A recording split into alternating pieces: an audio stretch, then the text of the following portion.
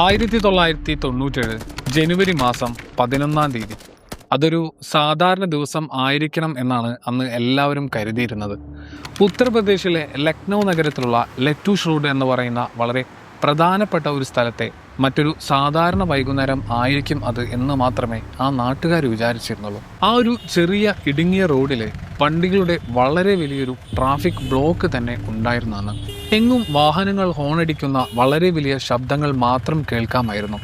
വണ്ടി ഓടിക്കുന്ന ആളുകൾ പരസ്പരം നോക്കി വളരെ വലിയ ശബ്ദത്തിൽ ദേഷ്യപ്പെട്ട് സംസാരിക്കുന്നുണ്ടായിരുന്നു. അവിടെ ലക്നൗ നഗരത്തിന്റെ ആ ഒരു പൊതുവായ വലിയ ബഹളങ്ങളും തിരക്കുകളും ശബ്ദ കോലാഹലങ്ങളും എല്ലാം ആ റോഡിലുള്ള ദയാൽ കോംപ്ലക്സ് എന്ന് പറയുന്ന വലിയൊരു ബിൽഡിങ്ങിന് ചുറ്റും നിറഞ്ഞു നിൽക്കുകയായിരുന്നു. ആ ഒരു വലിയ കോംപ്ലക്സിൽ ജനങ്ങൾ സ്ഥിരമായിട്ട് വരുന്ന RTO ഓഫീസുകളുണ്ടായിരുന്നു. അതുപോലെ തന്നെ വേറെയും ഒരുപാട് ചെറിയ ചെറിയ ബിസിനസ് സ്ഥാപനങ്ങളും അവിടെ വളരെ സജീവമായിട്ട് തന്നെ പ്രവർത്തിക്കുന്നുണ്ടായിരുന്നു. എന്നാൽ ആ തിരക്കേറിയ റോഡിൽ ആ സമയത്തുണ്ടായിരുന്ന ഒരൊറ്റ ആൾക്ക് പോലും ഒരു ചെറിയ സൂചന പോലും ഉണ്ടായിരുന്നില്ല. അതായത് വെറും കുറച്ച് സെക്കൻഡുകൾക്കുള്ളിൽ തന്നെ അവർ എല്ലാവരും ഒരു വലിയ ക്രൂരതയ്ക്ക് സാക്ഷ്യം വഹിക്കാൻ പോവുകയാണ് എന്ന്. സിനിമകളിൽ മാത്രം നമ്മൾ കണ്ടിട്ടുള്ള, അതുവരെ അവർ തങ്ങളുടെ ജീവിതത്തിൽ നേരിട്ട് കണ്ടിട്ടില്ലാത്ത അത്രയും ഭയപ്പെടുത്തുന്ന ഒരുതരം വലിയ അക്രമം അവരുടെ സ്വന്തം കൺമുന്നിൽ വെച്ച് നടക്കാൻ പോവുകയാണ് എന്ന് അവർ സ്വപ്നത്തിൽ പോലും കരുതിയിരുന്നില്ല. പെട്ടെന്നാണ് ദയാൽ ബിൽഡിങ്ങിന്റെ മുൻഭാഗത്തു നിന്നും ഒരു വലിയ ശബ്ദം കേട്ടത്. അതുവരെ അവിടെ ഉണ്ടായിരുന്ന ട്രാഫിക്കിന്റെയും ആളുകളുടെയും എല്ലാ ബഹളങ്ങളെയും പൂർണ്ണമായിട്ട് കീറി മുറിച്ചുകൊണ്ട് വളരെ ഭയപ്പെടുത്തുന്ന ഒരു ഓട്ടോമാറ്റിക് തോക്കിൽ നിന്നുള്ള തുടർച്ചയായുള്ള വലിയ വെടിയൊച്ചകൾ പെട്ടെന്ന് ആ റോഡിൽ മുഴങ്ങിക്കെട്ടു. ചുറ്റും എന്താണ് സംഭവിക്കുന്നത് എന്ന് ശരിക്ക് മനസ്സിലാക്കുന്നതിന് മുമ്പ് തന്നെ അവിടെ ഉണ്ടായിരുന്ന ആളുകൾ എല്ലാം തങ്ങളുടെ സ്വന്തം ജീവൻ രക്ഷിക്കാൻ വേണ്ടി അറിയാതെ തന്നെ തങ്ങളുടെ ശരീരങ്ങൾ നിലത്തേക്കിട്ട് കിടക്കുകയാണ്. കാറുകൾക്കുള്ളിൽ യാത്ര ചെയ്യുകയായിരുന്ന ആളുകൾ എല്ലാം പേടിച്ച് വിറച്ച് തങ്ങളുടെ സീറ്റുകൾക്ക് താഴേക്ക് ഒളിച്ചു കിടന്നു. ബൈക്കിൽ യാത്ര ചെയ്യുകയായിരുന്ന ആളുകൾ തങ്ങളുടെ മോട്ടോർ സൈക്കിളുകൾ അവിടെ നടുറൂട്ടിൽ തന്നെ ഉപേക്ഷിച്ച് വണ്ടിയുടെ എഞ്ചിൻ പോലും ഒന്ന് ഓഫ് ചെയ്യാൻ നിൽക്കാതെ പ്രാണഭയത്തോടെ അവിടെ നിന്ന് ഓടി രക്ഷപ്പെടാൻ പരമാവധി ശ്രമിച്ചുകൊണ്ടിരിക്കുകയാണ്. ഈ വെടിയൊച്ചകൾ കൃത്യമായി എവിടെ നിന്നാണ് വന്നത് എന്ന കാര്യത്തിൽ ആളുകൾക്ക് പല അഭിപ്രായങ്ങളാണ് ഉണ്ടായിരുന്നത്. വെടിവെപ്പ് നടന്നത് ആ ബിൽഡിങ്ങിന്റെ ഉള്ളിൽ നിന്നാണ് എന്ന് ചില ആളുകൾ ഉറപ്പിച്ച് തന്നെ പറഞ്ഞു. എന്നാൽ മറ്റു ചിലര് തറുപ്പിച്ചു പറഞ്ഞത് ഈ വെടിയൊച്ചകൾ കേട്ടത് ആ ബിൽഡിങ്ങിന്റെ പ്രവേശന കവാടത്തിന് തൊട്ടു മുമ്പിൽ നിന്നാണ് എന്നാണ്. എന്തായാലും ആ വെടിയുണ്ടകളുടെ വലിയ ശബ്ദങ്ങൾ പതുക്കെ അടങ്ങിക്കഴിഞ്ഞപ്പോൾ അവിടെ ഉണ്ടായ ആ കാഴ്ച വളരെ ഭയപ്പെടുത്തുന്ന ഒന്നായിരുന്നു. വെറും കുറച്ച് സെക്കൻഡുകൾക്ക് മുമ്പ് വരെ ആളുകളെയും വണ്ടികളെയും കൊണ്ട് നിറഞ്ഞു കവിഞ്ഞിരുന്ന ആ വലിയ തിരക്കേറിയ റോഡ് പെട്ടെന്ന് ഒരു വലിയ ഞെട്ടലോടെ പൂർണ്ണമായും മരവിച്ച് നിശബ്ദമായിട്ട് മാറി. ആ ദയാൽ കോംപ്ലക്സിന് മുമ്പിൽ ഒരു മാരുതി 800 കാറ് പാർക്ക് ചെയ്തിട്ടുണ്ടായിരുന്നു. ആ കാറിന് അടുത്തായിട്ട് താഴെ റോഡിൽ ഒരാളുടെ ശരീരം ചോരയിൽ കുളിച്ച് അനക്കമില്ലാതെ കിടപ്പുണ്ടായിരുന്നു. അയാളുടെ ആ ശരീരത്തിന് ചുറ്റുമായിട്ട് ആ വലിയ റോഡ് മുഴുവൻ ലോട്ടറി ടിക്കറ്റുകൾ ഒരു വലിയ കടലാസ് കാർപ്പറ്റ് വിരിച്ചതുപോലെ അവിടെയാകെ ചെതറിക്കിടപ്പുണ്ടായിരുന്നു. അതിന് തൊട്ടടുത്തായിട്ട് തന്നെ തോക്കിൽ നിന്നും വെടി ഉതിർത്തതിന് ശേഷം താഴെ വീണ ഡസൻ കണക്കിന് ഒഴിഞ്ഞ വെടിയുണ്ടകളുടെ കവചങ്ങൾ ആ റോഡിൽ തിളങ്ങിക്കിടക്കുന്നത് എല്ലാവർക്കും കാണാമായിരുന്നു. ആ ടാറിട്ട വലിയ റോഡിൽ വീണ് കിടക്കുന്ന ആള് ആരാണെങ്കിലും അയാളുടെ ശരീരത്തിലേക്ക് അവർ വീണ്ടും വീണ്ടും തുടർച്ചയായി വെടിയുതിർത്തിരുന്നു. അയാളുടെ ശരീരത്തിൽ ഉണ്ടായിരുന്ന ആ വലിയ മുറിവുകൾ എന്ന് പറയുന്നത് ഒരിക്കലും ഒരു പ്രൊഫഷണൽ കൊലയാളി ഉണ്ടാക്കുന്ന തരത്തിലുള്ള വൃത്തിയുള്ള ഒറ്റ വെടിയുണ്ടയുടെ പാടുകളായിരുന്നില്ല. പകരം ആ വ്യക്തിയെ ഈ ഭൂമിയിൽ നിന്ന് തന്നെ പൂർണ്ണമായിട്ടും ഇല്ലാതാക്കണം എന്ന് ആഗ്രഹിച്ച അത്രയും വലിയ ക്രൂരന്മാരായ ചില ആളുകൾ ചെയ്ത വളരെ പൈശാചികമായിട്ടുള്ള ഒരു വലിയ കൃത്യം തന്നെയായിരുന്നു അത്. സംഭവം നടന്ന് വെറും കുറച്ച് മിനിറ്റുകൾക്കുള്ളിൽ തന്നെ നാക്ക പോലീസ് സ്റ്റേഷനിൽ നിന്നുള്ള ഇൻസ്പെക്ടർ രാംലാലും അദ്ദേഹത്തിന്റെ കൂടെയുള്ള പോലീസ് സംഘവും ആ സംഭവം നടന്ന സ്ഥലത്തേക്ക് എത്തിച്ചേർന്നു. അവരവിടെ തടിച്ചുകൂടിയ വലിയ ജനക്കൂട്ടത്തെ ബലം പ്രയോഗിച്ച് പുറകിലേക്ക് മാറ്റി നിർത്തി. ആ ചോരയിൽ കുളിച്ച് കിടക്കുന്ന ശരീരത്തിന് ചുറ്റുമായിട്ട് അവർ മഞ്ഞ നിറത്തിലുള്ള പോലീസ് ടേപ്പ് വലിച്ചു കെട്ടി. ജനങ്ങളുടെ മനസ്സിൽ ഉണ്ടായിരുന്ന വലിയ ഭയത്തിനും അവിടെ എന്താണ് സംഭവിച്ചത് എന്ന് അറിയാനുള്ള അവരുടെ വലിയ ആകാംക്ഷക്കും ഇടയിൽ ആ സ്ഥലത്ത് ഒരു ചെറിയ നിയന്ത്രണമെങ്കിലും കൊണ്ടുവരാൻ പോലീസുകാർ പരമാവധി ശ്രമിച്ചു. SP അതുപോലെ തന്നെ ACP രാജേഷ് പാണ്ഡ തുടങ്ങിയ ഉന്നത പോലീസ് ഉദ്യോഗസ്ഥരും അധികം വൈകാതെ തന്നെ അവിടെ എത്തിച്ചേരുകയാണ്. എങ്ങനെയെങ്കിലും ഏറ്റവും പുതിയ വാർത്തകൾ ജനങ്ങളിൽ എത്തിക്കാൻ വേണ്ടിയിട്ട് മൈക്രോഫോണുകളും വലിയ ക്യാമറകളുമായിട്ട് അവിടെ അപ്പോഴേക്കും തടിച്ചുകൂടിയിരുന്ന മാധ്യമപ്രവർത്തകരുടെ വലിയ തിരക്കിനിടയിലൂടെ വളരെ ബുദ്ധിമുട്ടിയാണ് ആ പോലീസ് ഉദ്യോഗസ്ഥർ സംഭവ സ്ഥലത്തേക്ക് നടന്നു കയറിയത്. പതുക്കെ അവിടെ കൊല്ലപ്പെട്ട് കിടക്കുന്ന ആ വ്യക്തി ആരാണ് എന്നുള്ള കാര്യം പോലീസിനും അതേപോലെ തന്നെ നാട്ടുകാർക്കും വളരെ വ്യക്തമായിട്ട് തുടങ്ങി. അയാളുടെ പേര് വിവേക് ശ്രീവാസ്തവ എന്നായിരുന്നു. ആ ദയാൽ കോംപ്ലക്സിന് ഉള്ളിൽ തന്നെ പ്രവർത്തിച്ചിരുന്ന ഗംഗോത്രി ലോട്ടറി ഏജൻസി എന്ന് പറയുന്ന വലിയ സ്ഥാപനത്തിന്റെ ഉടമയായിരുന്നു അദ്ദേഹം. ഈ വിവേക് എന്ന് പറയുന്നത് അവിടെയുള്ള വെറുമൊരു സാധാരണ ചെറിയ കച്ചവടക്കാരനൊന്നും ആയിരുന്നില്ല. വളരെ ചെറിയ ഒരു സാമ്പത്തിക നിലയിൽ നിന്നും സ്വന്തം കഷ്ടപ്പാട് കൊണ്ട് വളർന്നു വന്ന് ആ നാട്ടിലെ തന്നെ ഏറ്റവും വലിയ ലോട്ടറി വ്യവസായിയായി മാറിയ ഒരാളായിരുന്നു അദ്ദേഹം. അദ്ദേഹത്തിന്റെ ഒരു ദിവസത്തെ ലോട്ടറി കളക്ഷൻ എന്ന് പറയുന്നത് തന്നെ 25 ലക്ഷം രൂപയ്ക്ക് മുകളിൽ പോകുന്ന തരത്തിലുള്ള വലിയൊരു സാമ്പത്തിക സാമ്രാജ്യമായിരുന്നു അദ്ദേഹത്തിന് അവിടെ അന്നുണ്ടായിരുന്നത്. പോലീസ് ഉദ്യോഗസ്ഥർ വിവേകിന്റെ ബിസിനസ് സ്ഥാപനത്തിലേക്ക് കയറി തങ്ങളുടെ പരിശോധന ആരംഭിക്കുകയാണ്. ആ ബിൽഡിങ്ങിന്റെ 2ാമത്തെ നിലയിലായിരുന്നു അദ്ദേഹത്തിന്റെ വലിയ ഓഫീസ് ഉണ്ടായിരുന്നത്. ആ ഓഫീസിനുള്ളിലെ കാഴ്ചകൾ അവിടെ എന്താണ് സംഭവിച്ചത് എന്നുള്ളതിന്റെ കൃത്യമായിട്ടുള്ള കഥ അവരോട് പറയുന്നുണ്ടായിരുന്നു. വിവേക് ഇരിക്കാനുള്ള ആ കറങ്ങുന്ന വലിയ കസേരയിൽ വെടിയുണ്ടകൾ തറച്ചതിന്റെ പാടുകൾ വളരെ വ്യക്തമായിട്ട് കാണാമായിരുന്നു. അതേപോലെ തന്നെ ആ കസേരയിൽ നിറയെ ചോരപ്പാടുകളും ഉണ്ടായിരുന്നു. ഇതിൽ നിന്നും ഒരു കാര്യം പോലീസിന് വളരെ വ്യക്തമായിട്ട് തന്നെ മനസ്സിലായി. വിവേകിന് നേരെയുള്ള ആദ്യത്തെ കൊലപാതക ശ്രമം നടന്നത് ആ ഓഫീസിന് ഉള്ളിൽ വെച്ച് തന്നെയാണ്. അദ്ദേഹത്തിന്റെ കസേരയ്ക്ക് മുൻപിൽ ഉണ്ടായിരുന്ന ഷെൽഫിലെ പണത്തിന്റെ വലിയ കെട്ടുകൾ യാതൊരു കേടുപാടുകളും ഇല്ലാതെ വളരെ വൃത്തിയായിട്ട് തന്നെ അടുക്കി വെച്ചിട്ടുണ്ടായിരുന്നു. അതേപോലെ തന്നെ അദ്ദേഹത്തിന്റെ മേശയുടെ മുകളിലും നോട്ടുകളുടെ വലിയ കെട്ടുകൾ. വിവേക് അത് എവിടെയാണോ വെച്ചത് അവിടെ തന്നെ ഒരു മാറ്റവുമില്ലാതെ ഇരിക്കുന്നുണ്ടായിരുന്നു. പോലീസിന്റെ ഒരു കൃത്യമായിട്ടുള്ള കണക്കൂട്ടൽ പ്രകാരം ഏകദേശം 1 കോടി രൂപയോളം ക്യാഷ് ആയിട്ട് ആ സമയത്ത് ആ മുറിയിൽ ഉണ്ടായിരുന്നു എന്നാണ് മനസ്സിലാക്കാൻ കഴിഞ്ഞത്. എന്നിട്ടും അവിടെ നിന്നും ഒരൊറ്റ രൂപ പോലും ആ അക്രമികൾ എടുത്തിട്ടുണ്ടായിരുന്നില്ല.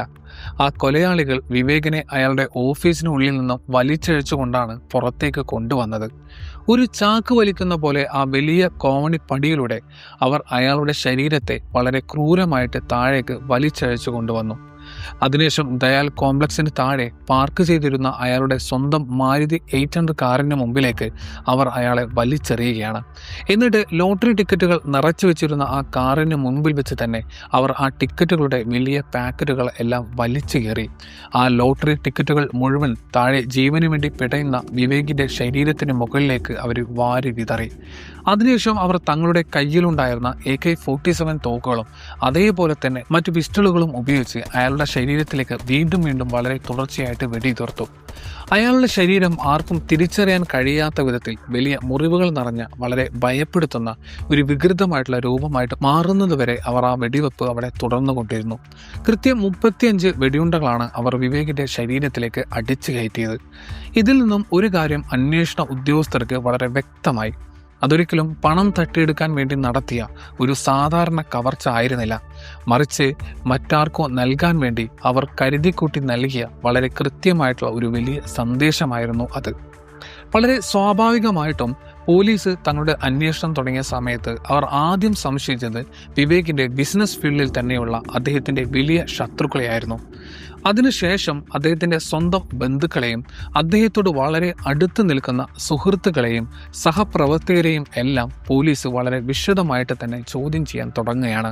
അങ്ങനെ അന്വേഷണം വളരെ ഊർജിതമായിട്ട് മുന്നോട്ട് പോകുന്ന സമയത്ത് വളരെ പെട്ടെന്ന് തന്നെ പോലീസിന് ഒരു പുതിയ പേര് കേൾക്കാൻ കഴിഞ്ഞു. ആ ഒരു പേര് വിവേകിന്റെ ബിസിനസ്സുമായിട്ടും അദ്ദേഹത്തിന്റെ സ്വന്തം കുടുംബവുമായിട്ടും അതേപോലെ തന്നെ ഈ പറയുന്ന വലിയ ക്രൈം ലോകവുമായിട്ടും വളരെ കൃത്യമായി ബന്ധപ്പെട്ട് നിൽക്കുന്ന ഒരു പേരായിരുന്നു. അഭിഷേക് റായ് എന്നായിരുന്നു ആ വ്യക്തിയുടെ പേര്. അദ്ദേഹം മറ്റാരുമായിരുന്നില്ല, കൊല്ലപ്പെട്ട വിവേകിന്റെ സ്വന്തം ഭാര്യയുടെ സഹോദരനായിരുന്നു. അതായത് വിവേകിന്റെ ഭാര്യയുടെ സ്വന്തം സഹോദരൻ.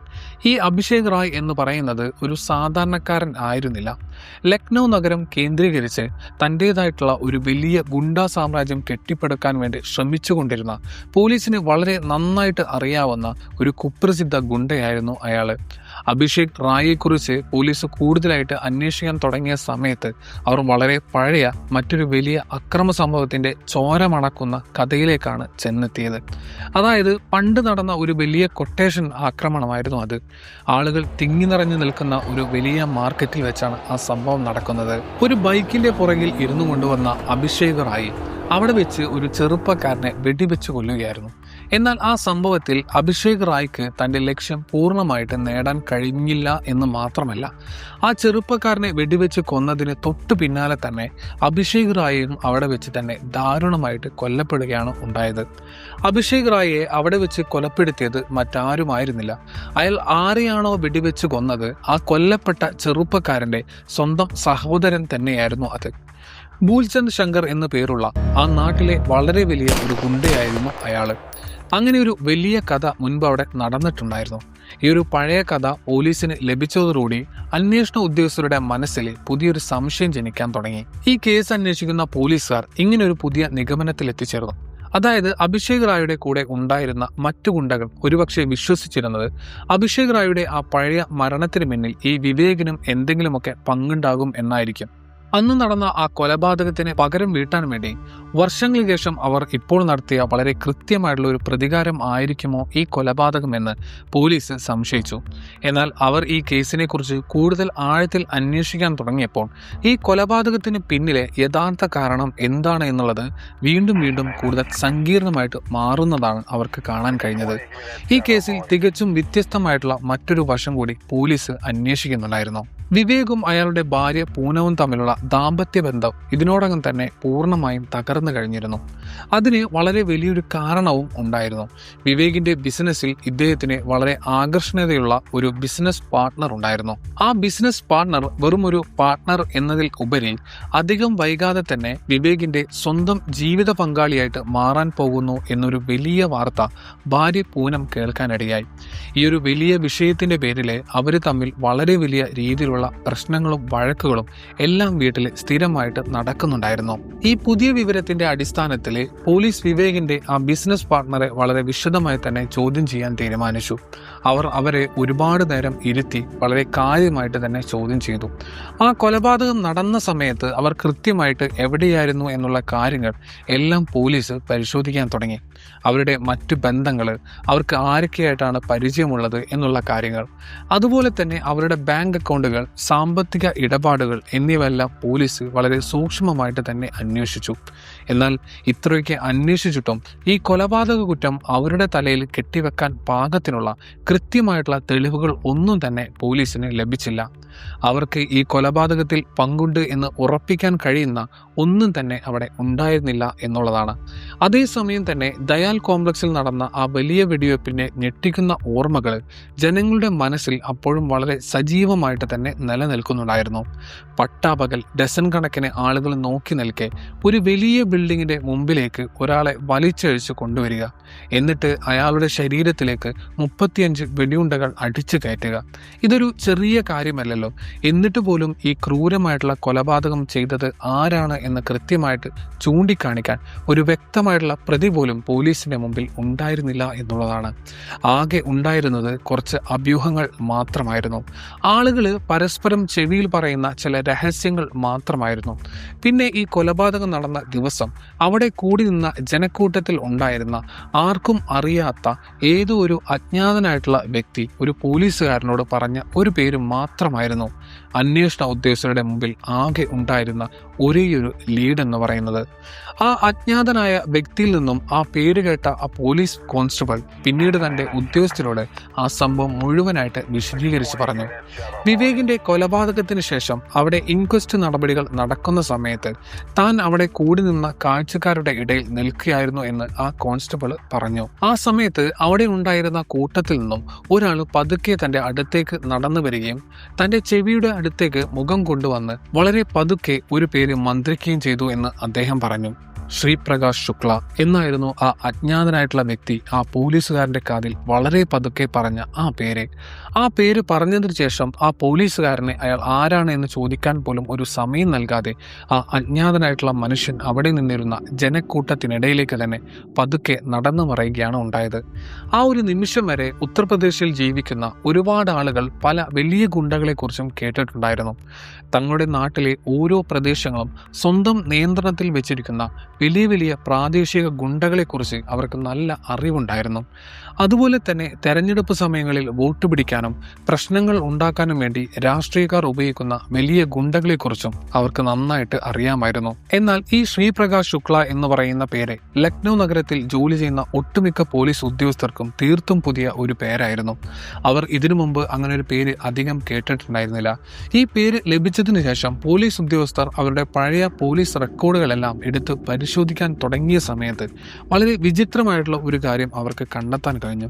അതായത് ഒരുപാട് വലിയ വലിയ കേസുകളിൽ പ്രധാനിയായി സംശയിക്കപ്പെടുന്ന ഒരു വ്യക്തിയായി അയാളുടെ പേരുണ്ടായിരുന്നു. എന്നാൽ ഏറ്റവും വലിയ അത്ഭുതപ്പെടുത്തുന്ന കാര്യം എന്താണെന്ന് വെച്ചാൽ അയാളുടെ ഒരു ഫോട്ടോ പോലും പോലീസിന്റെ കയ്യിൽ ഉണ്ടായിരുന്നില്ല എന്നുള്ളതാണ്. അയാളെ നേരിട്ട് കണ്ടു എന്ന് ഉറപ്പിച്ചു പറയാൻ കഴിയുന്ന, വിശ്വസിക്കാൻ കഴിയുന്ന ഒരു സാക്ഷി പോലും അവിടെ ഉണ്ടായിരുന്നില്ല.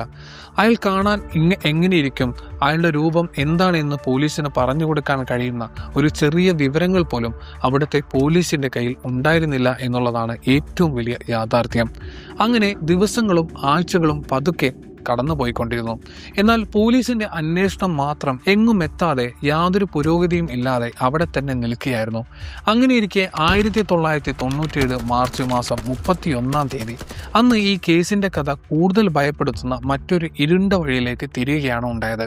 ലക്നൗ നഗരത്തിലുള്ള ഇന്ദിരാനഗർ എന്ന് പറയുന്ന സ്ഥലത്ത് സ്ഥിതി ചെയ്യുന്ന സ്പ്രിംഗ് ഡേൽ എന്ന് പറയുന്ന വലിയ സ്കൂളിലെ റിസൾട്ട് വരുന്ന ദിവസമായിരുന്നു അന്ന്. കുട്ടികളുടെ വാർഷിക പരീക്ഷയുടെ ഫലം പ്രഖ്യാപിക്കുന്ന ആ ദിവസം ആ സ്കൂളിന് ചുറ്റുമുള്ള പ്രദേശങ്ങൾ മുഴുവൻ കാറുകളും സ്കൂട്ടറുകളും കൊണ്ടും തിങ്ങി നിറഞ്ഞിരിക്കുകയായിരുന്നു. തങ്ങളുടെ മക്കളുടെ പ്രോഗ്രസ് റിപ്പോർട്ട് കാർഡുകൾ വാങ്ങാൻ വേണ്ടി കുട്ടികളുടെ മാതാപിതാക്കൾ എല്ലാവരും അവരോടൊപ്പം സ്കൂളിലേക്ക് വന്നിട്ടുണ്ടായിരുന്നു.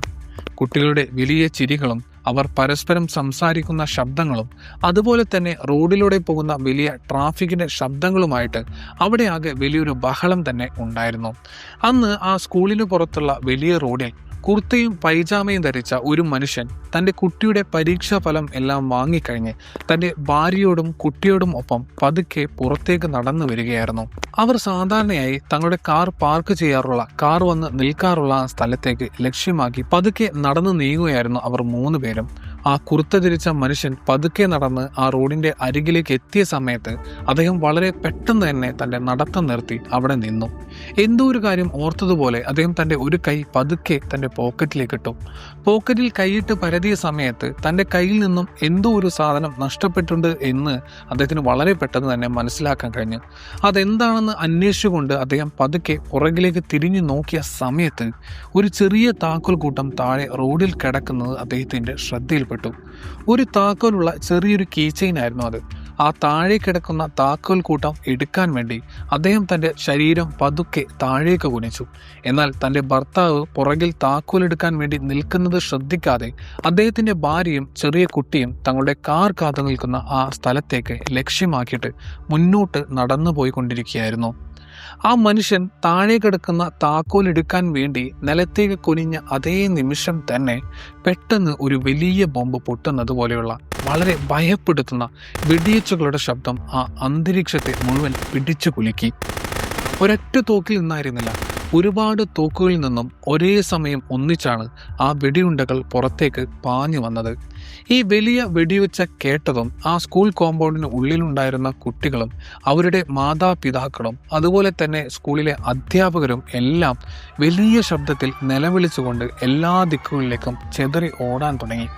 അവിടെ ഉണ്ടായിരുന്ന ചില അധ്യാപകരെ വളരെ പെട്ടെന്ന് തന്നെ ചെറിയ കുട്ടികളെ വലിയ തൂണുകൾക്ക് പുറകിലേക്കും മതിലുകൾക്ക് പുറകിലേക്കും വലിച്ചു കൊണ്ടുപോയി. കോൺക്രീറ്റ് മതിലുകളോട് അവരെ ചേർത്ത് നിർത്തി അവരുടെ ജീവൻ രക്ഷിക്കാൻ വേണ്ടി അധ്യാപകരെ പരമാവധി ശ്രമിച്ചുകൊണ്ടിരുന്നു. ആ വലിയ റോഡിന്റെ അരികിൽ കൂർത്ത ധരിച്ചു നിന്ന ആ മനുഷ്യന്റെ ശരീരത്തിലേക്ക് വെടിയുണ്ടകൾ തുളച്ചു കയറുകയാണ്. വെടിയേറ്റ ആഘാതത്തിൽ അയാൾ റോഡരികിലുള്ള നടപ്പാതയിലേക്ക് തെറിച്ചു വീഴുകയാണ് ഉണ്ടായത്. ആ വലിയ വെടിവെപ്പ് വളരെ പെട്ടെന്ന് ഒന്ന് നിന്ന സമയത്ത് അവിടെ ആകെ വളരെ വിചിത്രമായ, വളരെ ഭാരമുള്ള ഒരു വലിയ നിശബ്ദത തളം കെട്ടി നിന്നു. പ്രാണഭയം കൊണ്ട് ഒളിച്ചിരുന്ന സ്ഥലങ്ങളിൽ നിന്നും ആളുകൾ തങ്ങളുടെ നെഞ്ചിടിപ്പോടെ, വലിയ ഭയത്തോടെ പുറത്തേക്ക് പതുക്കെ എത്തി നോക്കാൻ തുടങ്ങി. അപ്പോൾ അവർ കണ്ടത് ആ വലിയ റോഡിൽ 3 ചെറുപ്പക്കാർ നിൽക്കുന്നതാണ്. അവർ തൊട്ടു മുമ്പ് തങ്ങൾ പാർക്ക് ചെയ്ത മോട്ടോർ സൈക്കിളിൽ നിന്നും താഴേക്ക് ഇറങ്ങി വന്നതുപോലെയാണ് തോന്നിയിരുന്നത്. ആ 3 പേരിൽ ഏറ്റവും കൂടുതൽ ഉയരമുള്ള ആള് തൻ്റെ കയ്യിൽ വലിയൊരു സ്റ്റെൻ ഗൺ എന്ന് പറയുന്ന വലിയ തോക്ക് പിടിച്ചിട്ടുണ്ടായിരുന്നു. അയാളുടെ തൊട്ടടുത്ത് നിന്നിരുന്ന ഉയരം കുറഞ്ഞ രണ്ടാമത്തെ ആളുടെ 2 കൈകളിലും ഒരു പിസ്റ്റളുകൾ ഉണ്ടായിരുന്നു. മൂന്നാമത്തെ ആൾ ഇവർക്ക് 2 പേർക്കും കുറച്ച് പുറകിലായിട്ട് ചുറ്റുപാടും നടക്കുന്ന കാര്യങ്ങൾ എല്ലാം വളരെ ശ്രദ്ധയോടെ നിരീക്ഷിച്ചുകൊണ്ട് നിൽക്കുന്നുണ്ടായിരുന്നു. ആ വലിയ സ്റ്റെൻ ഗൺ പിടിച്ച ഉയരമുള്ള ആളും 2 കൈകളിലും പിസ്റ്റൾ പിടിച്ച ഉയരം കുറഞ്ഞ ആളും യാതൊരു വിധത്തിലുള്ള ഭയവുമില്ലാതെ വളരെ ശാന്തമായിട്ട് തന്നെ നിലത്ത് വെടിയേറ്റ് വീണ കിടക്കുന്ന ആ ശരീരത്തിന്റെ അടുത്തേക്ക് നടന്നു ചെന്നു.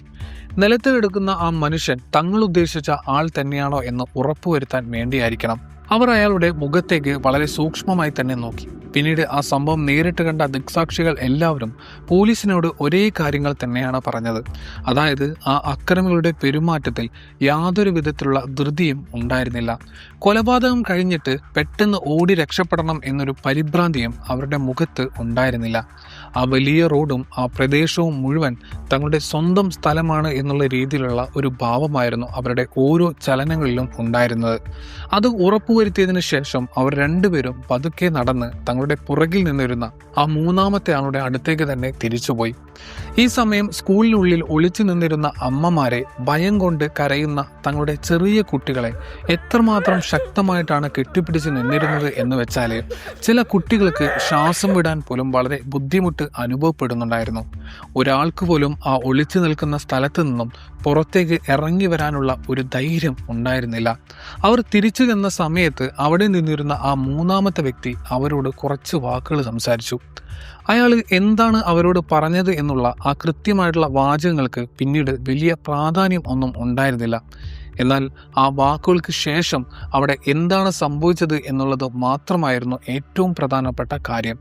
ആ വാക്കുകൾ കേട്ടതിന് ശേഷം ആ വലിയ തോക്ക് പിടിച്ച ഉയരമുള്ള ആളും അയാളുടെ കൂടെ ഉണ്ടായിരുന്ന ആളും വീണ്ടും ആ താഴെ കിടക്കുന്ന ശരീരത്തിന്റെ അടുത്തേക്ക് തന്നെ മടങ്ങി വന്നു. ഇത്തവണ ആ മൂന്നാമത്തെ ആളും അവരുടെ കൂടെ ചേർന്നു. അയാൾ പതുക്കെ നടന്ന് ആ ശരീരത്തിന്റെ അടുത്തേക്ക് വരികയും വളരെ സാധാരണമായ ഒരു കാര്യം ചെയ്യുന്നത് പോലെ തൻ്റെ കാലുപയോഗിച്ചിട്ട് നിലത്ത് കിടക്കുന്ന ആ മൃതദേഹത്തെ ഒന്ന് തൊഴിച്ചു നോക്കുകയും ചെയ്തു. ആ ശരീരത്തെ മലർത്തിക്കെടുത്താൻ വേണ്ടിയായിരുന്നു അയാൾ അങ്ങനെ കാലുകൊണ്ട് തട്ടിയത്. എന്നാൽ അയാൾ ഉദ്ദേശിച്ച രീതിയിൽ ആ ശരീരം അവിടെ അനങ്ങിയില്ല.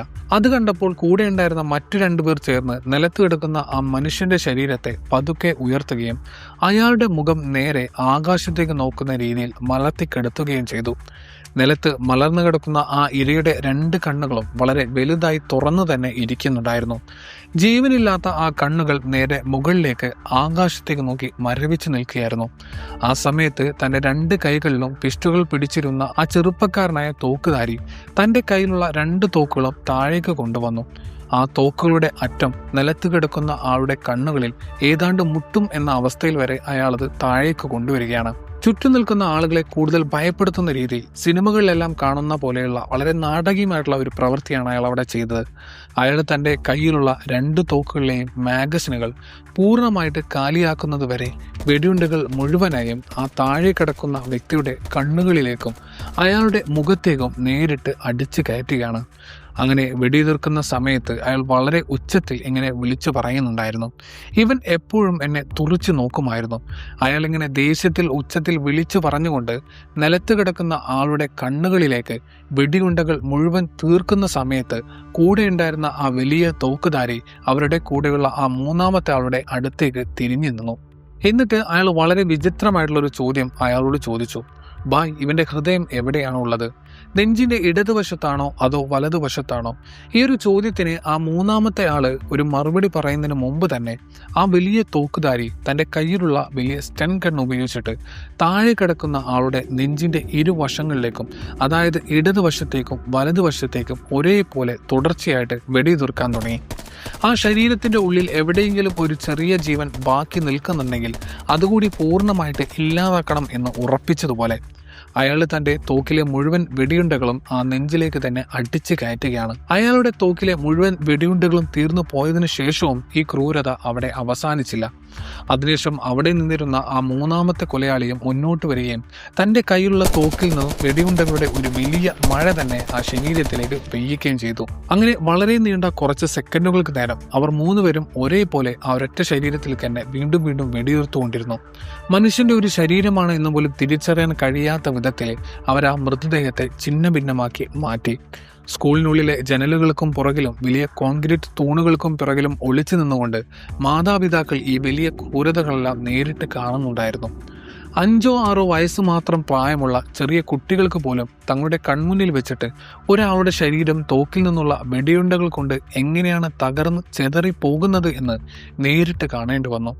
ആ വലിയ റോഡിലൂടെ പോയിക്കൊണ്ടിരുന്ന ട്രാഫിക് എല്ലാം പൂർണ്ണമായിട്ട് അവിടെ നിശ്ചലമായിട്ട് നിൽക്കുകയാണ്. തങ്ങളുടെ വാഹനങ്ങളുടെ സ്റ്റിയറിംഗ് വീലുകൾക്ക് പുറകിൽ ഇരിക്കുന്ന ഡ്രൈവർമാർക്കെല്ലാം വലിയ ഭയം കാരണം ഒരു ഇഞ്ച് പോലും മുന്നോട്ട് വണ്ടി എടുക്കാൻ കഴിയാതെ അവർ അവിടെ തന്നെ തറഞ്ഞു പോയിരുന്നു.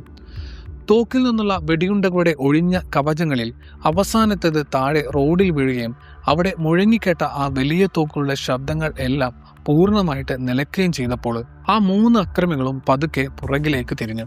അവിടെ അങ്ങനെ ഒരു വലിയ സംഭവം ഒന്നും നടന്നിട്ടില്ല എന്ന മട്ടിലെ അവർ വളരെ ശാന്തമായിട്ട് തന്നെ തങ്ങളുടെ മോട്ടോർ സൈക്കിളുകൾ ഇരിക്കുന്ന ഭാഗത്തേക്ക് നടന്നുപോയി.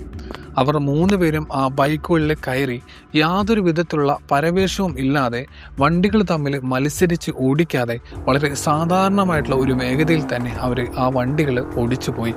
സംഭവം നടന്ന് വെറും കുറച്ച് മിനിറ്റുകൾക്കുള്ളിൽ തന്നെ നാക്ക പോലീസ് സ്റ്റേഷനിൽ നിന്നുള്ള ഇൻസ്പെക്ടർ രാംലാലും അദ്ദേഹത്തിന്റെ കൂടെയുള്ള പോലീസ് സംഘവും ആ സംഭവം നടന്ന സ്ഥലത്തേക്ക് എത്തിച്ചേർന്നു. അയാളുടെ മുഖവും അതേപോലെ തന്നെ നെഞ്ചും ആർക്കും തിരിച്ചറിയാൻ കഴിയാത്ത വിധത്തിലെ വികൃതമായിട്ട് മാറിയിരുന്നു. പോലീസ് ഉദ്യോഗസ്ഥർ അവിടെ നിന്നും ലഭിച്ച വെടിയുണ്ടകളുടെ കവചങ്ങൾ എല്ലാം എണ്ണി തിട്ടപ്പെടുത്തിയതിനു ശേഷം ഒരു വലിയ നിഗമനത്തിൽ എത്തിച്ചേരുകയാണ്. അതായത് പട്ടാപകൽ നടന്ന ഈ ഒരൊറ്റ കൊലപാതകത്തിന് വേണ്ടി മാത്രം അവർ കൃത്യം 175 വെടിയുണ്ടകളാണ് ഉപയോഗിച്ചിരുന്നത്. ഉത്തർപ്രദേശ് പോലീസിന്റെ ചരിത്രത്തിൽ തന്നെ ഒരൊറ്റ മനുഷ്യനെ കൊല്ലാൻ വേണ്ടിയിട്ട് ഇത്രയും വലിയൊരു അളവിൽ വെടിയുണ്ടകൾ ഉപയോഗിക്കുന്നത് അവർ ആദ്യമായിട്ടായിരുന്നു കാണുന്നത്. കൊല്ലപ്പെട്ട ആ വ്യക്തിയുടെ പോക്കറ്റിൽ നിന്ന് ലഭിച്ച അയാളുടെ പേഴ്സ് പരിശോധിച്ചതിൽ നിന്നും പോലീസ് ഒടുവിൽ ആ ഇര ആരാണ് എന്നുള്ള കാര്യം കൃത്യമായിട്ട് തിരിച്ചറിഞ്ഞു. മുൻ MLA ആയിരുന്നുള്ള വീരേന്ദ്ര പ്രതാപ് ഷാഹി ആയിരുന്നു ആ കൊല്ലപ്പെട്ട് കിടക്കുന്നത്. അദ്ദേഹത്തിന്റെ ഈ ഭയപ്പെടുത്തുന്ന മരണം അന്ന് അവിടെ എത്രമാത്രം വലിയ പ്രത്യാഘാതങ്ങളാണ് ഉണ്ടാക്കിയതെന്ന് പൂർണ്ണമായിട്ട് മനസ്സിലാക്കണമെങ്കിൽ ആദ്യം ഈ വീരേന്ദ്ര പ്രതാപ് ഷാഹി ആരാണ് എന്ന് നീ കൃത്യമായിട്ട് അറിഞ്ഞിരിക്കണം. നമുക്ക് ഈ കഥയുടെ കുറച്ച് പഴയ കാലത്തേക്കൊന്ന് പോയി നോക്കാം. 1970കളിലെ കാലഘട്ടങ്ങളിൽ അവിടെയുള്ള യൂണിവേഴ്സിറ്റിയിൽ പ്രധാനമായും ആധിപത്യം സ്ഥാപിച്ചിരുന്ന 2 വലിയ ഗുണ്ടാ സംഘങ്ങൾ ഉണ്ടായിരുന്നു. അതിലൊന്ന് ബ്രാഹ്മണ സമുദായത്തിൽപ്പെട്ട ആളുകളുടെ ഗ്യാങ് ആയിരുന്നു. രണ്ടാമത്തേത് താക്കൂർ സമുദായത്തിൽപ്പെട്ട ആളുകളുടെ ഗ്യാങ് ആയിരുന്നു. ഇതിൽ ബ്രാഹ്മണ ഗ്യാങ്ങിനെ നയിച്ചിരുന്നത് ഹരിശങ്കർ തിവാരി എന്നു പേരുള്ള ഒരു ചെറുപ്പക്കാരനായിരുന്നു. എന്നാൽ താക്കൂർ ഗ്യാങ്ങിന്റെ നേതാവെന്ന് പറയുന്നത് ഈ കൊല്ലപ്പെട്ട വീരേന്ദ്ര പ്രതാപ് ഷാഹി ആയിരുന്നു. യൂണിവേഴ്സിറ്റി ക്യാമ്പസിലെ വെറും ഒരു ചെറിയ വിദ്യാർത്ഥി രാഷ്ട്രീയത്തിൽ നിന്നും ആരംഭിച്ച ഇവരുടെ ഈ വലിയ ശത്രുത പിന്നീട് യഥാർത്ഥ ലോകത്തിലെ ഏറ്റവും വലിയ ക്രൈം സിൻഡിക്കേറ്റുകളിലേക്കും അതിനുശേഷം സംസ്ഥാനത്തെ ഔദ്യോഗിക രാഷ്ട്രീയത്തിലേക്കും വളരെ വേഗത്തിൽ തന്നെ പടർന്ന് പന്തലിക്കുകയാണ് ഉണ്ടായത്. കാലങ്ങൾ മുന്നോട്ട് പോയപ്പോൾ ഇവർ 2 പേരും വലിയ തെരഞ്ഞെടുപ്പ് രാഷ്ട്രീയത്തിലേക്ക് നേരിട്ട് പ്രവേശിച്ചു. 2 പേരും 2 വ്യത്യസ്തമായിട്ടുള്ള നിയോജക മണ്ഡലങ്ങളിൽ നിന്നും മത്സരിക്കുകയും ഉത്തർപ്രദേശ് നിയമസഭയിലേക്ക് വളരെ വലിയ ഭൂരിപക്ഷത്തിൽ തന്നെ വിജയിച്ച് കയറുകയും ചെയ്തു. മാത്രമല്ല 2 പേരും അടുപ്പിച്ച് 4 തവണയാണ് MLA-മാരായിട്ട് തെരഞ്ഞെടുക്കപ്പെട്ടത്. അങ്ങനെ ഒരേ സമയം തന്നെ അവരെ അവിടുത്തെ MLA-മാരായിട്ടും അതോടൊപ്പം തന്നെ ആ നാട്ടിലെ ഏറ്റവും വലിയ മാഫിയ നേതാക്കളായിട്ടും വിലസുകയായിരുന്നു. ആ ഹൊരപ്പൂർ പ്രദേശത്തെ അധോലോകത്ത് ഈ ഷാഹിയുടെയോ അല്ലെങ്കിൽ തിവാരിയുടെയോ കൃത്യമായിട്ടുള്ള അനുവാദമില്ലാതെ ഒരു ചെറിയ ഇല പോലും അവിടെ അനങ്ങില്ലായിരുന്നു എന്നതാണ് സത്യം. ഇവരുടെ രണ്ടാളുകളുടെയും ഏറ്റവും വലിയ സാമ്പത്തിക സ്രോതസ് അല്ലെങ്കിൽ സ്വർണ്ണഖനി എന്ന് പറയുന്നത് അവിടുത്തെ റെയിൽവേ കോൺട്രാക്റ്റുകളായിരുന്നു. നോർത്ത് ഈസ്റ്റേൺ റെയിൽവേ സോണിന്റെ പ്രധാനപ്പെട്ട ഹെഡ് ക്വാർട്ടേഴ്സ് എന്ന് പറയുന്നത് തന്നെ ഹൊറപ്പൂർ ആയിരുന്നു. അവിടെ നിന്നായിരുന്നു ബീഹാറിലെയും അതേപോലെ തന്നെ അതിന് ചുറ്റുമുള്ള മറ്റ് പ്രധാനപ്പെട്ട പ്രദേശങ്ങളിലെയും വലിയ വലിയ റെയിൽവേ പ്രൊജക്റ്റുകൾ എല്ലാം നിയന്ത്രിച്ചിരുന്നത്. റെയിൽവേയുടെ ഈ വലിയ ടെൻഡറുകളിലൂടെ കോടിക്കണക്കിന് രൂപയുടെ പണമാണ് അവിടെ ഒഴുകിക്കൊണ്ടിരുന്നത്. ഇന്നത്തെ കാലത്ത് ഉള്ളതുപോലെ ഓൺലൈൻ വഴിയുള്ള ടെൻഡറുകളോ അല്ലെങ്കിൽ സ്വന്തം പേര് വെളിപ്പെടുത്താത്ത ഡിജിറ്റലായിട്ട് ലേലം വിളിക്കാനുള്ള സംവിധാനങ്ങളോ ഒന്നും ആ ഒരു പഴയ കാലത്ത് ഉണ്ടായിരുന്നില്ല. കോൺട്രാക്ട് എടുക്കാൻ ആഗ്രഹിക്കുന്ന ആളുകൾ നേരിട്ട് അവിടെ വരികയും തങ്ങളുടെ ഫോമുകൾ ഓഫീസിൽ നേരിട്ട് കൊടുക്കുകയും ചെയ്യണമായിരുന്നു. ആ സമയത്ത് ഷാഹിയുടെയും തിവാരിയുടെയും ഗുണ്ടകൾ ഒരു കാര്യം പ്രത്യേകം ഉറപ്പുവരുത്തിയിരുന്നു. അതായത് തങ്ങളുടെ നേതാക്കന്മാരുടെ അനുവാദമില്ലാതെ ആരെങ്കിലും സ്വന്തമായിട്ട് അവിടെ വന്ന് ടെൻഡർ ഫോം കൊടുക്കാൻ ശ്രമിച്ചാൽ ആദ്യം അവർക്ക് വളരെ കൃത്യമായിട്ടുള്ള ഒരു മുന്നറിയിപ്പ് നൽകും. എന്നിട്ടും അവരെ കേൾക്കാൻ തയ്യാറായില്ലെങ്കിൽ അവരെ വളരെ ക്രൂരമായിട്ട് മർദ്ദിക്കും. എന്നിട്ടും അവർ തങ്ങളുടെ തീരുമാനത്തിൽ ഉറച്ചെന്നാൽ ചിലപ്പോൾ അവരെ എന്നേക്കുമായിട്ട് ഈ ഭൂമിയിൽ നിന്നും തന്നെ ഇല്ലാതാക്കുകയും ചെയ്യും. ഇതായിരുന്നു അവിടുത്തെ ഒരു രീതി എന്ന് പറയുന്നത്.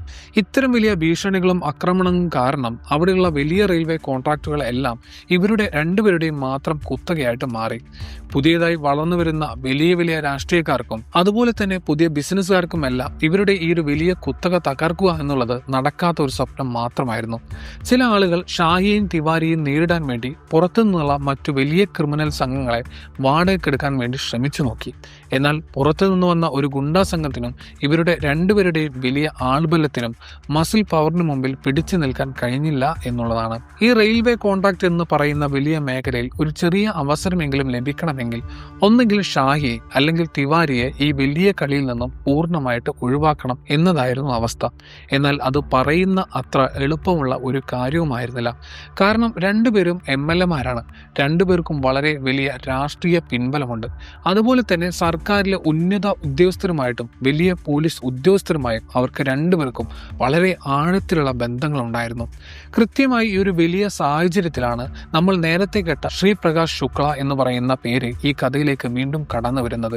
ലോട്ടറി രാജാവായിരുന്ന വിവേക് ശ്രീവാസ്തവയുടെ കൊലപാതകത്തിന് ശേഷം പോലീസുകാർക്കിടയിൽ മാത്രം പതുക്കെ കേട്ടു തുടങ്ങിയിരുന്ന അതേ അജ്ഞാതനായിട്ടുള്ള വ്യക്തിയുടെ പേര് തന്നെ ഇപ്പോൾ മുൻ MLA ആയിരുന്നുള്ള ഷാഹിയുടെ ഈ ക്രൂരമായ കൊലപാതകത്തിന് പിന്നിലെ പ്രധാന വെടിവെപ്പുകാരൻ എന്ന നിലയിൽ പുറത്തേക്ക് വരികയായിരുന്നു. പോലീസ് നടത്തിയ കൂടുതൽ അന്വേഷണത്തിൽ നിന്നും അവർക്കൊരു പുതിയ വിവരം ലഭിച്ചു. ഹൊറപ്പൂർ കേന്ദ്രീകരിച്ച് പ്രവർത്തിക്കുന്ന ഈ ശ്രീപ്രകാശ് ശുക്ലയ്ക്കും ഇപ്പോൾ റെയിൽവേ കോൺട്രാക്റ്റുകളിൽ വലിയ താല്പര്യം ജനിച്ചിട്ടുണ്ട് എന്നുള്ളതായിരുന്നു ആ വാർത്ത. വർഷങ്ങളായി ഷാഹിയും തിവാരിയും കാരണം റെയിൽവേ കോൺട്രാക്ട് ബിസിനസ്സിലേക്ക് കടക്കാൻ കഴിയാതെ വളരെ വലിയ നിരാശയിലായിരുന്ന വളരെ കരുത്തനായ ഒരു രാഷ്ട്രീയ നേതാവുണ്ടായിരുന്നു. അദ്ദേഹം തൻ്റെ ജീവിതത്തിലെ ഏറ്റവും അപകടകരമായിട്ടുള്ള ഒരു വലിയ കളി കളിക്കാൻ ഒടുവിൽ തീരുമാനിക്കുകയാണ് ഉണ്ടായത്. ആ വലിയ രാഷ്ട്രീയ നേതാവ് വളരെ രഹസ്യമായി ശ്രീപ്രകാശ് ശുക്ലയെ പോയി കണ്ടു. അയാൾ ശുക്ലയ്ക്ക് വളരെ വലിയൊരു കൊട്ടേഷൻ നൽകി. വീരേന്ദ്ര പ്രതാപ് ഷാഹിയെ എങ്ങനെയെങ്കിലും കൊലപ്പെടുത്തുക എന്നതായിരുന്നു ആ കൊട്ടേഷൻ. ആ രാഷ്ട്രീയ നേതാവിനെ സംബന്ധിച്ചിടത്തോളം ഷാഹിയുടെ മരണം എന്ന് പറയുന്നത് ഇത്രയും നാള് തനിക്ക് ലഭിക്കാതിരുന്ന റെയിൽവേ കോൺട്രാക്ട് ശൃംഖലകളുടെ പൂർണ്ണമായിട്ടുള്ള നിയന്ത്രണം പിടിച്ചെടുക്കാനുള്ള ഒരു സുവർണ അവസരം ആയിരുന്നു എന്നുള്ളതാണ്. എന്നാൽ ശ്രീപ്രകാശ് ശുക്ലയെ സംബന്ധിച്ചിടത്തോളം അതൊരു സാധാരണ കൊലപാതകമായിരുന്നില്ല. അതിൽ അയാൾക്ക് ലഭിക്കുന്ന ഒരുപാട് പണം മാത്രമായിരുന്നില്ല, മറിച്ച് ലക്നൌവിലെയും ഹൊരക്പൂരിലെയും വലിയ വലിയ അധികാരങ്ങളുടെയും പവറുകളുടെയും കളിയിലേക്ക് താൻ ഔദ്യോഗികമായിട്ട് കടന്നു വന്നിരിക്കുന്നു എന്ന് മറ്റുള്ളവരെ അറിയിക്കാനുള്ള വളരെ നാടകീയമായിട്ടുള്ള ഒരു വഴി കൂടിയായിരുന്നു അത്. സ്പ്രിംഗ്ഡേൽ സ്കൂളിന് മുമ്പിൽ നടന്ന ആ വലിയ കൊലപാതകത്തിന്റെ രീതി എന്ന് പറയുന്നത് വെറുമൊരു യാദൃച്ഛികമായിട്ടുള്ള സംഭവമായിരുന്നില്ല. ആളുകളുടെ മനസ്സിൽ വളരെ വലിയൊരു ഭയം സൃഷ്ടിക്കാൻ വേണ്ടിയിട്ട് വളരെ കൃത്യമായിട്ട് പ്ലാൻ ചെയ്തുണ്ടാക്കിയ ഒരു പദ്ധതിയായിരുന്നു അത്. ദയാൽ കോംപ്ലക്സിൽ നടന്ന ആ വലിയ വെടിവെപ്പിന്റെ ഞെട്ടിൽ നിന്ന് മുക്തരാവാത്ത ഒരു വലിയ നഗരത്തിൽ ചെറിയ കുട്ടികളുടെയും അവരുടെ മാതാപിതാക്കളുടെയും കൺമുന്നിൽ വെച്ച് 175 വെടിയുണ്ടകൾ ഉപയോഗിച്ചിട്ട് ഷാഹിയെ കൊലപ്പെടുത്തിയത് വഴി അവർ ഒരു വലിയ സന്ദേശമാണ് എല്ലാവർക്കും നൽകിയത്. അത് കേവലം അവരുടെ ശത്രുക്കൾക്ക് മാത്രമുള്ള ഒരു സന്ദേശമായിരുന്നില്ല, മറിച്ച് ആ സംസ്ഥാനത്തിന് മുഴുവൻ നൽകിയ ഒരു സന്ദേശം കൂടിയായിരുന്നു. സാക്ഷികളെ ഭയമില്ലാത്ത, പട്ടാപകൽ വെളിച്ചത്തെ ഭയമില്ലാത്ത, അതേപോലെ തന്നെ സർക്കാരിനെയോ പോലീസിനെയോ ഒട്ടും തന്നെ ഭയമില്ലാത്ത, പുതിയൊരു കൊലയാളി ആ നഗരത്തിലേക്ക് എത്തിയിട്ടുണ്ട് എന്നുള്ള വളരെ വ്യക്തമായിട്ടുള്ള ഒരു സന്ദേശമായിരുന്നു അത്. ഈ വലിയ സംഭവത്തിന്റെ പ്രത്യാഘാതങ്ങൾ പോലീസ് ആസ്ഥാനത്ത് ഉടനടി തന്നെ കാണാൻ സാധിക്കുമായിരുന്നു. തുടർച്ചയായി നടന്ന വളരെ വലിയ 2 വെടിവെപ്പുകൾ, അത് രണ്ടും പട്ടാളക്കാർ ഉപയോഗിക്കുന്ന രീതിയിലുള്ള വലിയ തോക്കുകളും ആയുധങ്ങളും ഉപയോഗിച്ച് നടത്തിയ കൊലപാതകങ്ങൾ, അതേപോലെ തന്നെ ആരും ഇതുവരെ നേരിട്ട് കാണാത്ത, ഒരു ഫോട്ടോ പോലും ഇല്ലാത്ത ഒരു അജ്ഞാതനായ ഗുണ്ടയുടെ പേരിലേക്ക് പോകുന്ന അന്വേഷണങ്ങൾ, ഇതെല്ലാം കൂടിയായപ്പോൾ അത് പോലീസ് ഉദ്യോഗസ്ഥരുടെ ഇടയിൽ വളരെ വലിയൊരു നാണക്കേടും അതോടൊപ്പം തന്നെ വലിയൊരു ദേഷ്യവും ഉണ്ടാക്കിയെടുക്കാൻ കാരണമായി എന്നുള്ളതാണ്. എന്നാൽ ഇത്രയൊക്കെ സംഭവിച്ചിട്ടും മുൻ MLA ഷായുടെ ഈ ക്രൂരമായിട്ടുള്ള കൊലപാതകത്തിന് ശേഷവും പോലീസിന്റെ കയ്യിൽ ഈ പറയുന്ന ശ്രീപ്രകാശ് ശുക്ലയുടെ ഒരു ചെറിയ ഫോട്ടോ പോലും ഉണ്ടായിരുന്നില്ല. അവരുടെ കയ്യിൽ അയാളുടെ പേരുണ്ടായിരുന്നു, അയാൾ ചെയ്തു എന്ന് പറയപ്പെടുന്ന വലിയ ക്രൈമുകളുടെ ലിസ്റ്റ് ഉണ്ടായിരുന്നു, അയാളുടെ ഭയപ്പെടുത്തുന്ന ക്രൂരതകളുടെ ഒരുപാട് വലിയ കഥകളും ഉണ്ടായിരുന്നു. എന്നാൽ പൊതുജനങ്ങളെ കാണിക്കാൻ പാകത്തിന് അയാളുടെ മുഖം എന്താണെന്ന് അവർക്ക് ആർക്കും അറിയില്ലായിരുന്നു. ഈ 2 വലിയ വെടിവെപ്പുകളുടെയും കേസുകളുടെ അന്വേഷണം വിലയിരുത്താൻ വേണ്ടി മുതിർന്ന പോലീസ് ഉദ്യോഗസ്ഥർ ഒരു വലിയ യോഗം ചേർന്ന സമയത്ത് അന്വേഷണ ചുമതലയുള്ള ഉദ്യോഗസ്ഥരുടെ റിപ്പോർട്ടുകളെല്ലാം ഇൻസ്പെക്ടർ ജനറൽ വളരെ ക്ഷമയോടെ കേട്ടുകൊണ്ടിരുന്നു. എല്ലാം കേട്ട് കഴിഞ്ഞ ശേഷം അദ്ദേഹം വളരെ മൂർച്ചയുള്ള എന്നാൽ വളരെ ലളിതമായൊരു ചോദ്യം അവരോട് ചോദിച്ചു. നിങ്ങൾ പറയുന്നു ഇവിടെ നടന്ന ഈ വലിയ കൊലപാതകങ്ങൾക്ക് എല്ലാം പിന്നിൽ ഒരൊറ്റ മനുഷ്യനാണ് എന്ന്. ഇന്ന് അയാൾ നിങ്ങളുടെ എല്ലാവരുടെയും തൊട്ടു മുമ്പിൽ വന്നു നിന്നാൽ അയാൾ ആരാണ് എന്ന് നിങ്ങൾക്ക് തിരിച്ചറിയാൻ സാധിക്കുമോ? ആ ചോദ്യം കേട്ടതും ആ മീറ്റിംഗ് നടക്കുന്ന വലിയ മുറിയിലാകെ വളരെ വലിയൊരു നിശബ്ദത നിറഞ്ഞിരുന്നു. അതിനുള്ള ഉത്തരം ഇല്ല എന്ന് തന്നെയായിരുന്നു. സംസ്ഥാനത്തിന്റെ തലസ്ഥാനത്ത് ഇത്രയും വലിയ 3 വെടിവെപ്പുകൾ നടന്നിട്ടും അതിലെ പ്രധാന പ്രതിയുടെ ഒരു ചെറിയ ഫോട്ടോ പോലും നിങ്ങളുടെ കയ്യിൽ ഇല്ല എന്നുള്ളത് വളരെ വലിയൊരു നാണക്കേടാണ് എന്ന് IG വളരെ തുറന്നു തന്നെ ഉദ്യോഗസ്ഥരോട് പറഞ്ഞു. അദ്ദേഹം അവർക്ക് വളരെ കർശനമായിട്ടുള്ള ഒരു താക്കീത് നൽകി. അതിനി എന്തൊക്കെ വില കൊടുക്കേണ്ടി വന്നാലും ശരി, ഈ ശ്രീപ്രകാശ് ശുക്ല എന്ന് പറയുന്ന വ്യക്തിയുടെ ഒരു ഫോട്ടോ എങ്കിലും നിങ്ങൾ എങ്ങനെയും കണ്ടുപിടിച്ചിരിക്കണം. സ്പ്രിംഗ് ഡേൽ സ്കൂളിന് മുമ്പിൽ നടന്ന ആ വലിയ കൊലപാതകം ഈ കഥയിലെ ഏറ്റവും വലിയ വഴിത്തിരിവായിട്ട് മാറുകയാണ് ഉണ്ടായത്. അവിടെ ആര് കൊല്ലപ്പെട്ടു എന്നുള്ളത് കൊണ്ട് മാത്രമല്ല അതൊരു വലിയ വഴിത്തിരിവായത്, മറിച്ച് അയാൾ എങ്ങനെയാണ് കൊല്ലപ്പെട്ടത് എന്നും അയാളുടെ ആ മരണം ആര് തീരുമാനിച്ചതാണ്, ആരത് നടപ്പിലാക്കി എന്നുള്ളതും എല്ലാം ചേർന്നാണ് അതൊരു വലിയ സംഭവമായിട്ട് മാറിയത്. വീരേന്ദ്ര പ്രതാപ് ഷാഹി എന്ന് പറയുന്ന മനുഷ്യന്റെ ശരീരത്തിലേക്ക് 175 വെടിയുണ്ടകൾ അടിച്ചു കയറ്റിയ ആ സംഭവം കഴിഞ്ഞപ്പോൾ പോലീസിന് ഒരു വലിയ കാര്യം സമ്മതിക്കേണ്ടി വന്നു. ഇതൊരിക്കലും വെറും ഒരു സാധാരണ ഗുണ്ടാ സംഘങ്ങൾ തമ്മിലുള്ള കുടിപ്പകല്ല എന്ന് അവർക്ക് മനസ്സിലായി. ഉത്തർപ്രദേശ് എന്ന് പറയുന്ന ഒരു വലിയ സംസ്ഥാനത്തിന് നേരെ, സർക്കാരിന് നേരെ ലക്നൗ നഗരത്തിലെ വളരെ പ്രകാശമുള്ള ഒരു പ്രഭാതത്തിൽ ചെറിയ സ്കൂൾ കുട്ടികളുടെ മുമ്പിൽ വെച്ച് ഓട്ടോമാറ്റിക് തോക്കുകളുടെ കുഴലുകളിലൂടെ അവർ നൽകിയ വളരെ നേരിട്ടുള്ള ഒരു വെല്ലുവിളിയായിരുന്നു അത്. അങ്ങനെ ആ ഒരു വലിയ ദിവസം മുതൽ ശ്രീപ്രകാശ് ശുക്ല എന്ന് പറയുന്ന പേര് വെറുതെ പോലീസ് സ്റ്റേഷനിലെ ഇടനാഴികളിൽ മാത്രം ആളുകൾ പതുക്കെ പറഞ്ഞു കേൾക്കുന്ന ഒരു രഹസ്യനാമം അല്ലാതെയായിട്ട് മാറി. പകരം പോലീസ് ഉദ്യോഗസ്ഥരുടെ മനസ്സിലും വലിയ വലിയ രാഷ്ട്രീയക്കാരുടെ മനസ്സിലും അതുപോലെ തന്നെ സാധാരണക്കാരായിട്ടുള്ള ജനങ്ങളുടെ മനസ്സിലും എല്ലാം അയാൾ ഒരു പുതിയ മുഖമില്ലാത്ത ഭീകരനായിട്ട് മാറി. ഒരു ചെറിയ സ്കൂളിന് പുറത്ത് വെച്ച് ഒരു മനുഷ്യന്റെ കണ്ണുകളിലേക്ക് യാതൊരു കൂസലുമില്ലാതെ വെടിയുണ്ടകൾ അടിച്ചു കയറ്റുകയും അതിനുശേഷം വളരെ ശാന്തമായി തന്നെ തന്റെ ബൈക്കിൽ കയറി അവിടെ നിന്ന് പോവുകയും ചെയ്യുന്ന പുതിയൊരു തരം ഗുണ്ടയുടെ മുഖമില്ലാത്ത ഒരു പ്രതീകമായിട്ട് അയാൾ എല്ലാവരുടെയും മനസ്സിൽ പതിഞ്ഞു കഴിഞ്ഞിരുന്നു. അവിടെയുള്ള എല്ലാവർക്കും ഒരു കാര്യം വളരെ വ്യക്തമായിട്ട് തന്നെ അറിയാമായിരുന്നു. മുഖമില്ലാത്ത ആ വലിയ ഭീകരനെ പോലീസ് എപ്പോഴാണ് കണ്ടെത്തുന്നത്, അതുവരെ ലക്നൗ നഗരത്തിലെ തെരുവുകൾക്ക് ഇനി ഒരിക്കലും പഴയതുപോലുള്ള ആ ഒരു സാധാരണ ജീവിതത്തിലേക്ക് തിരിച്ചു പോകാൻ കഴിയില്ല എന്ന് അവർക്ക് വളരെ ഉറപ്പായിരുന്നു. ശ്രീപ്രകാശ് ശുക്ലയെക്കുറിച്ചുള്ള വീഡിയോയുടെ 1ാമത്തെ പാർട്ട് മാത്രമാണിത്. ഇനിയും ശ്രീപ്രകാശ് ശുക്ലയെക്കുറിച്ചുള്ള വളരെ സംഭവബഹുലമായിട്ടുള്ള കഥകൾ വരാനിരിക്കുന്നതേ ഉള്ളൂ.